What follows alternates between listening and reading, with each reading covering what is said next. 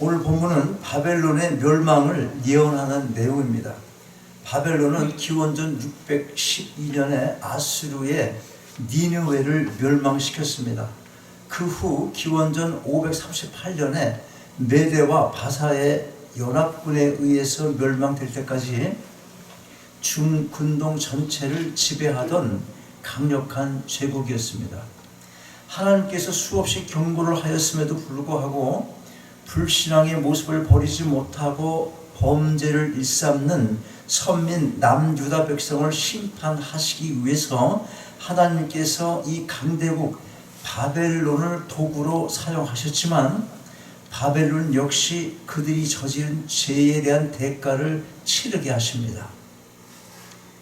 여기서 한 가지 주목할 만한 사실이 있습니다. 그게 뭐냐면 이 예언이 주어진 때가 기원전 730년경으로 이 당시 바벨론은 별 힘을 쓰지 못하는 아주 미약한 존재였습니다. 그런데 멸망을 예언하고 있는 것입니다. 바벨론이 언제 멸망했다고 했습니까? 자, 손 들어봐. 내가 얘기 안 하고 손 들으라고 그런 거 아닌데. 네, 바벨론. 이게 참 힘든 거예요. 그래서 아무도 없죠? 그러면 질문 한 사람이 답을 맞춰야지 항상. 금방 위에서 언급했는데 BC 538년입니다. 그러니까 오늘 본문에서의 바벨론 멸망 예언은 예언이 성취된 때로부터 약 200년 전에 주어진 것입니다. 200년 전에 바벨론 너희들 멸망할 거야. 그걸 예언하고 있는 거예요. 미약한 당시에 언제 바벨론이 강성하게 되고 뭐 이런 거 없어. 그런 거 다 치고 하여튼 200년 전에 멸망할 것을 오늘 예언한 거예요.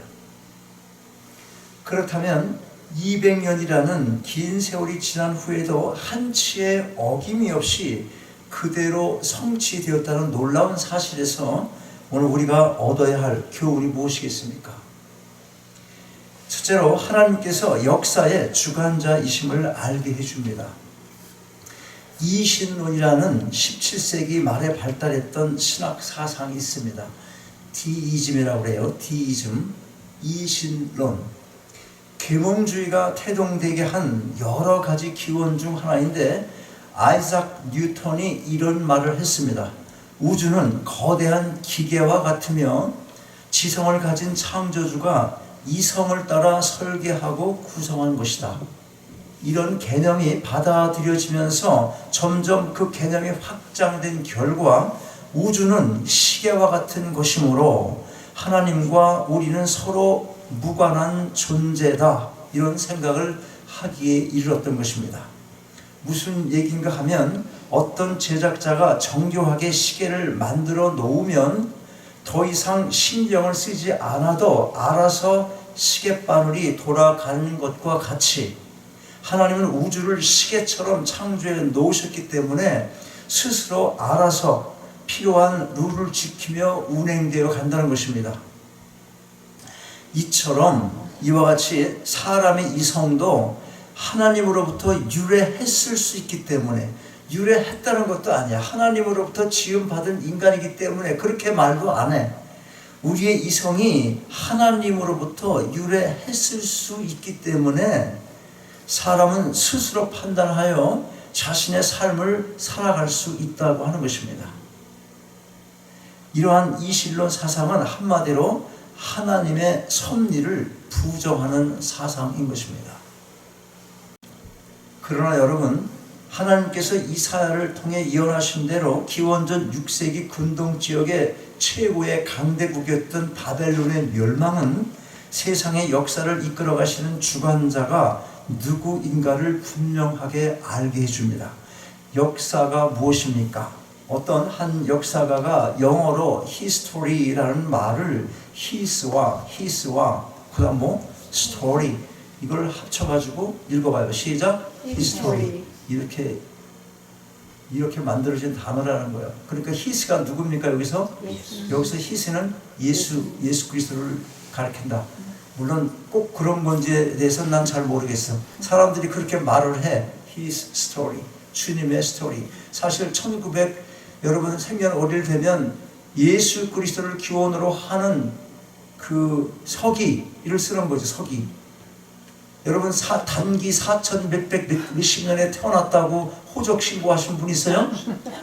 없잖아요. 지금 다 예수 그리스도 그거 태어나심을 기원으로 해서 서기로 쓰는 거예요. 서기. 그만큼 알게 모르게 우리는 예수 그리스도가 이 세상 돌아가는 역사의 주인, 기점이 되신다. 다 인정하고 사는 거예요. 요즘에는 그거 안 쓰는 달력을 만드는 그런 사람들도 있어요. 그거 안 쓰겠다 하더라고요. 아주 이상한 사람들이에요. 자, 인류 역사는 하나님의 섭리 가운데 진행해 나가고 있다는 것, 그걸 말하고 있는 것입니다. 바벨론이 멸망할 것이라는 예언의 성취 말고도 성경을 보면 모든 시대의 나라뿐만 아니라 개개인의 흥망, 성세 역시 하나님께 대한 그들의 순종과 불순종의 여부에 따르는 하나님의 복주심과 심판의 결과였다는 것을 알 수가 있습니다. 아담과 하와, 가인과 아벨, 노아와 방주, 바벨탑 사건, 출애굽 사건 등등 이 성경에 나오는 수많은 사건들 속에 하나님이 주관자이심이 너무도 분명하게 드러나고 있습니다. 우리가 읽지 않은 본문 11절 보면 이렇게 말씀합니다. 내가 세상의 악과 악인의 죄를 벌하며 교만한 자의 오만을 끊으며 강포한 자의 거만을 낮출 것이며. 이 말씀을 볼 때 우리에게 요구되는 게 무엇입니까? 요구되는 게 뭡니까? 순종입니다. 순종. 여러분, 우리가 반드시 기억할 게 뭐냐면 어떤 사람, 그 누구라도 하나님의 뜻을 벗어나서는 자신의 뜻을 이룰 수가 없다고 하는 것입니다. 여러분, 개개인을 향한 하나님의 뜻이 무엇인지를 아는 것 굉장히 중요합니다. 그 뜻을 모르면 하나님 뜻과 멀어진 삶을 살게 되는 거 아니겠어요? 성경을 읽어야 되는 것입니다. 여러분, 모두 개개인마다 하나님의 뜻이 무엇인지를 성경 말씀을 통해 지혜롭게 잘 분별하셔서 순종의 삶을 살아가시길 바랍니다. 둘째로 세상의 영화가 헛된 것임을 알게 해줍니다. 일찍이 솔로몬 왕이 한 말이 있습니다. 그가 가질 것 다 가진 사람이에요. 그는 가질 것 다 가져보고 누릴 것 다 누려봤던 사람입니다. 자신의 인생을 돌아보며 했던 말이 무엇입니까? 부러울 것 없이 보였던 솔로몬이 그 자신의 인생을 무슨 말로 결론 줬습니까? 헛되고 헛되며 헛되고 헛되니 모든 것이 시작 헛되도다. 바벨론은 어느 제국도 비교할 수도 없고 대적할 수도 없는 대단한 강국이었습니다. 아마도 바벨론의 통치자들은 자신들이 누리는 영화가 영원토록 지속될 줄로 생각을 했을 것입니다. 그런데 그것이 한낱 헛된 꿈에 불과했던 것입니다. 착각이었던 것입니다. 다니엘 5장을 보면 모든 게 헛된 것임을 실감하는 내용이 기록되어 있습니다. 벨사살 왕이 귀인 1,000명을 위해서 큰 잔치를 배설합니다. 그리고 모든 사람이 금과 은으로 만든 그릇으로 술을 마시고 각종 우상을 찬양을 합니다. 그때 갑자기 사람의 손이 나타나서 왕궁의 석고벽 위에다가 글을 씁니다. 그것을 본 벨사살 왕은 감당할 수 없는 공포에 사로잡힙니다. 다리에 힘이 빠지니까 무릎이 서로 부딪히면서 떨리기까지 합니다. 그 글을 해석할 사람을 찾는 중에 바벨론 포로로 끌려갔던 다니엘이 그 글을 해석하게 됩니다. 간단히 말해서 벨사살 왕의 시대는 대놓고 말하는 거예요. 왕의 시대는 이미 끝났습니다. 이런 해석을 하는 것입니다. 그 이유는 벨사살 왕이 마음을 겸손하게 낮추지 않고 하나님을 거역하며 하나님의 영광을 가로챘기 때문이다. 그런 이유 때문에 왕은 끝났다. 그렇게 말을 하는 것입니다. 자, 보세요. 어떻게 됐습니까? 바로 그날 밤 벨사살 왕이 살해당했어요. 그날 밤에 살해를 당했습니다. 상해를. 여러분, 썩어 없어질 세상의 부귀와 영화, 그게 절대로 대단한 것이 아니라는 것, 이걸 우리가 분명히 마음에 새겨야 합니다. 그래야 성도가 가져야 할 올바른 세계관이 서고 또 올바른 가치관을 확립할 수 있게 되는 것입니다. 세상의 부귀와 영화를 탐하며 기독교인으로서의 바른 삶을 살 수는 없습니다. 하나님을 깊이 알아가며 신앙의 성숙을 이루어가야 하는 것이 성도가 살아가야 할 이 땅의 삶입니다. 즉 성화를 이루어가야 하는데 세상적인 욕망이나 육신적 소욕을 버리지 못하면 그런 삶을 기대할 수 없게 되는 것입니다. 결과가 뭡니까? 하나님께서 세상을 심판하시는 날 멸망하는 세상과 함께 운명을 같이 할 수밖에 없게 되는 것입니다. 여러분, 일장춘몽이라는 사자 4글자로 된 말이 있어요. 그걸 뭐라 그래? 사자 성어입니까? 이거 일장춘몽. 성공을 위해서 얻은 많은 재산과 높은 지위를 누릴 수 있는 영광도 한바탕 꿈을 꿀 때처럼 흔적도 없이 봄밤의 꿈과 같다는 것입니다. 아주 조금의 흔적도 없는 그런 어느 봄날 밤에 잠깐 꾼 꿈과 같다. 그것이 뭐라고? 일장춘몽. 여러분, 일장춘몽의 삶을 살면 안 되는 것입니다. 우리가 하나님의 말씀으로 세계관을 세우고 가치관을 세울 때 이 일장춘몽, 이 사자성어하고는 관계없는 인생을 살아갈 수 있게 되는 겁니다. 세상의 욕심으로 인하여 혹시라도 하나님의 뜻을 거스리고 있지는 않은지 매일의 삶을 정직하게 점검하며 오직 하나님의 영광을 위해 살아가는 여러분 모두가 되시길 바랍니다. 실제로 악인의 최후가 어떤 것인지를 알게 해줍니다. 여러분은 악인을 무엇으로 판단하십니까? 선과 악을 무엇으로 판단합니까? 흔히 우리는 세상의 법을 기준으로 하거나 또는 양심을 통하여 나름대로 판단을 합니다. 그런데 성경을 보면 구약의 경우 하나님께서 선택하신 남유다 왕국의 대적들을, 그리고 신약에서는 그리스도를 대적하는 모든 사람들을 악인으로 말씀합니다. 오늘 본문에서 언급하고 있는 바벨론은 남유다의 대표적인 대적입니다. 그리고 바벨론의 멸망은 역사상 나타났던 모든 악인들의 최후를 보여주는 대표적인 사례입니다. 자, 그러면 이사야 선지자가 예언하고 있는 오늘 본문의 내용 가운데 바벨론의 멸망이 어떤 모습으로 나타납니까? 그러므로 모든 손이 피곤하며 각 사람의 마음이 녹을 것이라, 이렇게 시작하는 7절 말씀 이후의 예언 내용을 보면 타락할 대로 타락한 소돔과 고모라의 멸망을 연상케 합니다. 화려했던 성은 폐허가 되고 더 이상 사람이 없습니다. 도저히 이 회복을 기약할 수 없는 철저한 멸망의 모습으로 그려지고 있습니다. 힘이 없는 어린 아이까지도 하나님의 궁휼하심을 받지 못하는 참으로 처참한 멸망인 것입니다. 16절 보면 이렇게 기록합니다. 그들의 어린 아이들은 그 목전에 매어침을 입겠고 그 집은 노략을 당하겠고 그 아내는 욕을 당하리라. 새번역 성경은 이렇게 번역을 했습니다. 그들의 어린 아이들은, 그들이 누구예요? 그들, 바벨론 사람들, 그들의 어린 아이들, 그들이 보는 데서, 부모가 보는 데서, 부모 각자가 보는 데서 매어쳐 갈기갈기 찢어지고 부모 앞에서 애들이 갈기갈기 찢어지는 거예요. 그들의 집은 약탈을 당하고, 약탈당한 집이 어떤 모습입니까? 그들의 아내, 내 마누라가 강제로 추행을 당하는 거예요. 강간을 당하고 난리법석이. 이런 세상 한번 생각해 보십시오. 이거보다 더 큰 재앙이 어디 있어요? 심각하죠.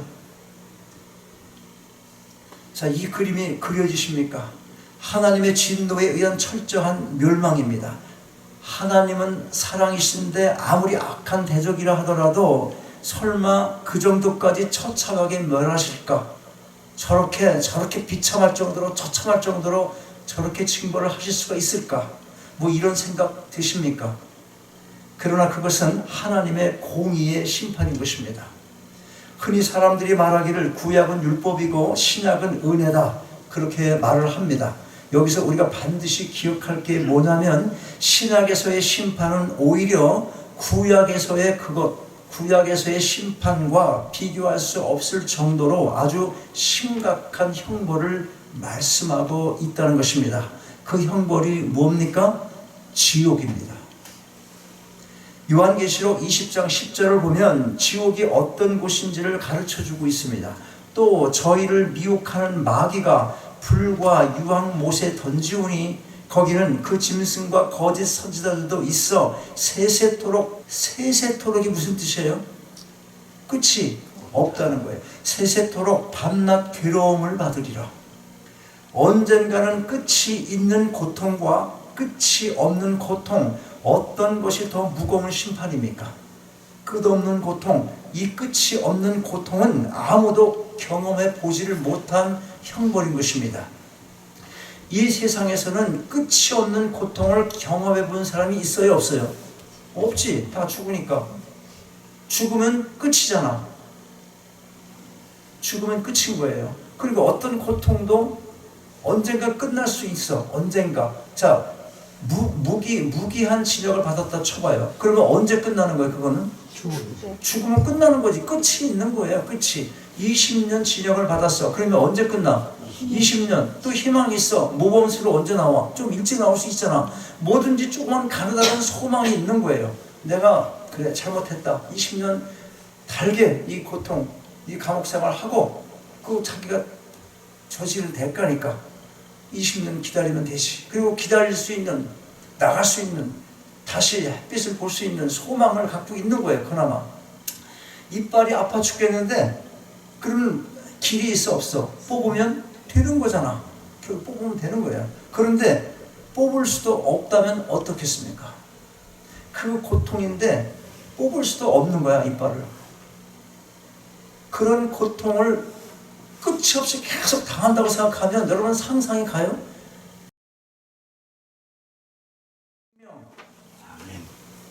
영원한 생명이 있는데 반해서 영원한 멸망, 그렇게 아주 없어지면 좋은데 고통이라는 거예요. 성경에서 멸망당한다는 것은 지옥을 말하는 거예요. 그냥 죽고 없어지는 그런 죽음을 말하는 게 아니라니까. 이걸 기억해야 하는 것이에요. 이걸. 그러니까 신약은 은혜니 사랑이니 하면서 느슨하게 신앙생활 해서는 안 된다는 것입니다. 물론 우리의 행위의 선함이 의로움을 만들지도 못하고 구원을 받는 조건도 되지는 못합니다. 그리스도를 믿는 그 믿음을 통하여 의롭게 되고 그 의로 인하여 구원을 받습니다. 여기서의 의도, 우리가 진짜로 의로운 삶을 살아서가 아니라 믿음을 도구로 해서 의롭다고 하나님께서 칭해 주신 것, 그것뿐인 것입니다. 그런데 빌립보서 2장 12절을 보면 이런 말씀이 있어요. 그러므로 나의 사랑하는 자들아, 너희가 나 있을 때뿐만 아니라 더욱 지금 나 없을 때에도 항상 복종하여 두렵고 떨림으로 너의 구원을 이루라. 두렵고 떨림으로 너의 구원을 이루라. 마치 우리가 우리 자신의 힘으로 구원을 얻어야 하는 것으로 이해할 수 있을 것 같지만 그런 것이 아닙니다. 이것은 한마디로 하나님을 경외하는 마음, 떨리는 마음으로 마치 구원이 취소될 것 같은 마음으로 하나님을 의지하는 가운데 말씀을 따라 살아가라는 것입니다. 사실 진실로 구원을 받았다면 구원받은 자의 합당한 삶을 살아가야 하는 것은 너무도 당연한 것입니다. 그래서 야고보가 이런 말 하죠. 야고보가 한 말 기억하세요? 혹시 구원과 관계에서 행함이 없는 믿음은 죽은 것이다. 하나님을 믿고 섬기는 경건한 삶을 살기 위해 최선을 다하시기 바랍니다. 그러할 때 구원받은 참된 기쁨도 하나님께서 넘치게 부어주실 것이고 그 기쁨은 다시 우리의 영혼을 새롭게 해줄 것이며 또한 그 기쁨으로 세상을 힘있게 살아가게 될 것입니다. 여러분, 아무리 많은 유익한 교훈을 말씀하고 있을지라도 우리 개개인마다 실제 삶에 적용시켜서 열매를 맺지 못한다면 아무 소용이 없습니다. 세상의 영화와 권세를 누렸던 바벨론의 처참한 멸망을 보면서 아직도 세상의 그것들을 탐한다면 그 사람은 영적 진리를 보지 못하는 소경과 다름이 없을 것입니다. 그리스도 안에 있는 영생의 진리를 가장 소중한 가치로 여기고 사모하시기 바랍니다. 또한 민족과 국가는 물론 각 사람 개개인의 인생까지도 주관하시며 선하신 뜻 가운데 역사를 이뤄가시는 하나님께 여러분의 인생의 여정을 온전히 맡기실 수 있기를 바랍니다. 그리하여 바벨론이 누렸던 덧없는 영화가 아니라 하늘에 속한 영원한 기쁨을 누리며 살아가는 여러분 모두가 되시기를 주님의 이름으로 축원합니다. 아버지 하나님, 주신 말씀 감사함으로 마음에 담습니다. 세상의 권세와 영광을 누렸던 강대국이었지만 그러나 한순간에 끝나는 멸망을 바라보며 하나님 없는 세상의 모든 것이 얼마나 무가치하고 험한 것임을 다시금 깨닫습니다. 인류 역사의 주인은 홀로 하나님 한 분이심을 잊지 않게 하시고 비록 하나님의 복으로 잠시 쓰임을 받을지라도 하나님을 떠난 삶의 처참한 형벌도 잊지 않게 하셔서 날마다 저희의 삶을 돌아보고 하나님만을 의지하며 말씀에 합당한 삶을 살아가게 하옵소서. 주 예수 그리스도 이름으로 기도하옵나이다. 아멘. 일어나셔서 함께 찬양하시겠습니다.